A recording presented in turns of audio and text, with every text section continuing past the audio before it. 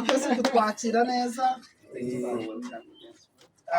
Hashize imyaka myinshi tuziranye na Elize ndetse na mwe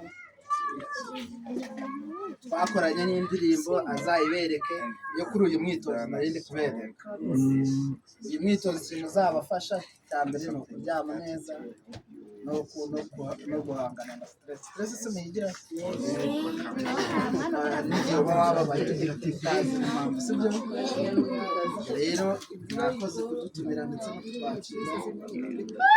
Hari umwe mu nshuti zacu yari ari buze kuza kubabwira bakunda n'abatekereza. Rero mwanya. Thank you so much. Thank you too. For letting us come. Kuba mwatwakiriye tukaba mwaretse tukaza Thank you for the comedians. Thank you for the excellent musicians. Abahanzi barenze And the dancers. n'ababyinnyi beza. We will bring it home to Sweden to show what you're doing here. Tuzabyereka inshuti zacu muri Swede ibyo muri gukora hano. And you can also.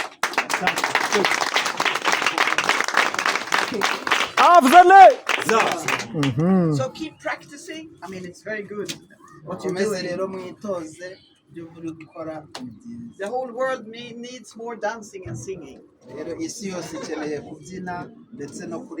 That's the best. Yeah.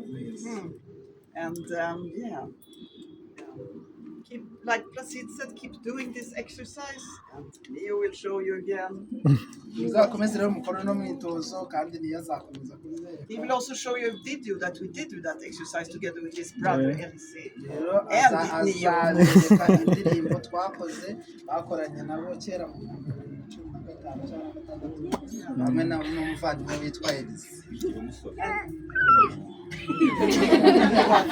was young. When he was still young. Papa. So thank you so much for inviting us again. And very well, I was very impressed when you removed the things. It was very fast.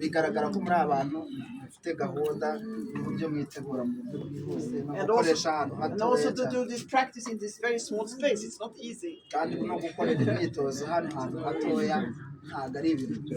But to use what you have is the best.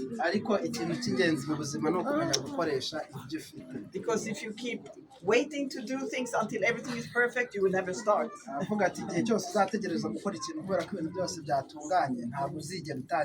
So that's why we have to keep going with what we have.